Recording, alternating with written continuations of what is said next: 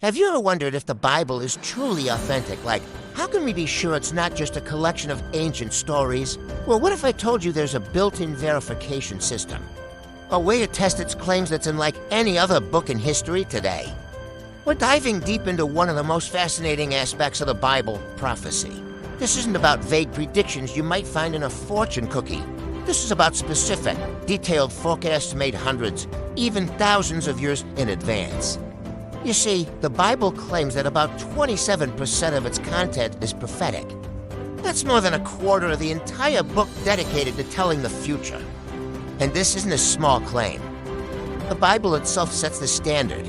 In the book of Deuteronomy, it says that if a prophet speaks and the thing doesn't happen, then it wasn't from God. The test for a true prophet is 100% accuracy. No room for error. Think about that. No other religious text holds itself to such a risky and verifiable standard. So what does a genuine prophecy look like? First, it has to be made well in advance, so there's no chance of just making an educated guess. Second, it must be specific. General statements like a great leader will rise don't count.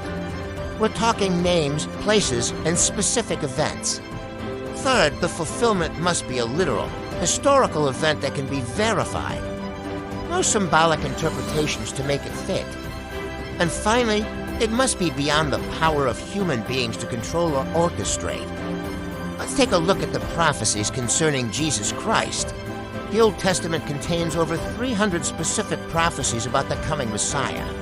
These were written by various authors over a period of about 1,000 years, but the last one penned for 100 years before Jesus was even born. Think about the sheer impossibility of one person fulfilling all of these by chance. They predicted his birthplace in Bethlehem, a tiny, seemingly insignificant village. They foretold he would be born of a virgin, a biological impossibility. They detailed his lineage, tracing it back to Abraham, Isaac, Jacob, and through the tribe of Judah and the house of David. The prophecies even described the specific manner of his death crucifixion, detailing that his hands and feet would be pierced long before crucifixion was even invented by the Persians and later perfected by the Romans. They said he would be betrayed for 30 pieces of silver, that soldiers would gamble for his clothes, and that not one of his bones would be broken, which was highly unusual for victims of crucifixion. He would be buried in a rich man's tomb, and most astoundingly, he would rise from the dead. The probability of just 8 of these prophecies being fulfilled by one person has been calculated as 1 in 10 to the 17th power. That's a 1 with 17 zeros after it. To put that in perspective, imagine covering the entire state of Texas to feet deep in silver dollars. You mark one of those coins, mix them all up, and then ask a blindfolded person to walk across the state and pick out that one specific coin on their first try. That's the same probability. And that's just 8 prophecies. Jesus fulfilled over 300. The mathematical odds are just staggering, making coincidence a statistical impossibility.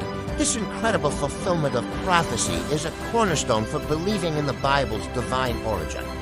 It's God's signature, proving that he is the author. But prophecy doesn't just authenticate the past.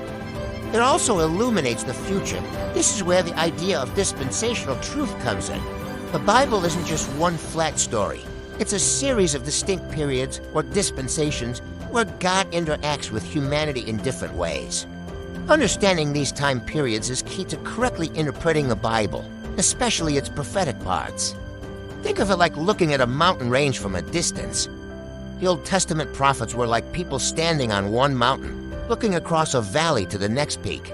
They saw future events, but they couldn't always see the valley of time in between them. This is often called the mountain peaks of prophecy. For example, they saw the Messiah's suffering, like in Isaiah 53, and they also saw his glorious future reign as king. From that perspective, these two events looked like they would happen close together. They couldn't clearly see the long valley between them, the church age, the period we are living in right now. The Old Testament prophets like Isaiah, Jeremiah, Ezekiel, and Daniel laid the groundwork. They spoke of Israel's scattering and future regathering, the rise and fall of world empires, and the first coming of the Messiah. The prophecies have been meticulously fulfilled throughout history. The very existence of the nation of Israel today, after being scattered for nearly 2,000 years, is a direct fulfillment of biblical prophecy. No other nation in history has ever been destroyed, scattered worldwide, and then reformed in their original homeland thousands of years later. Then we have the New Testament prophecies. Jesus himself was a prophet, foretelling the destruction of the temple in Jerusalem in 70 AD with such detail that his disciples were stunned. The apostles, like Paul, Peter, and John, continued this prophetic ministry. Paul wrote about the last days, describing the moral and spiritual state of the world. And of course, we have the book of Revelation, given to the Apostle John, which is an entire book dedicated to unveiling the events of the end times. Revelation speaks of a future 7-year period of tribulation, the rise of a global leader known as the Antichrist, a series of cataclysmic judgments on the earth, and culminates in the glorious, visible, and triumphant second coming of Jesus Christ to establish his kingdom on earth. So why does all this matter to us today? Because if the prophecies about the past have been fulfilled with 100% accuracy, we can have complete confidence that the prophecies about the future will also come to pass. Prophecy isn't just for satisfying our curiosity. It's meant to give us hope, to purify our lives, and to motivate us to share this incredible message with others. It shows us that history is not a random series of chaotic events, but is moving toward a divinely orchestrated conclusion. God is in control.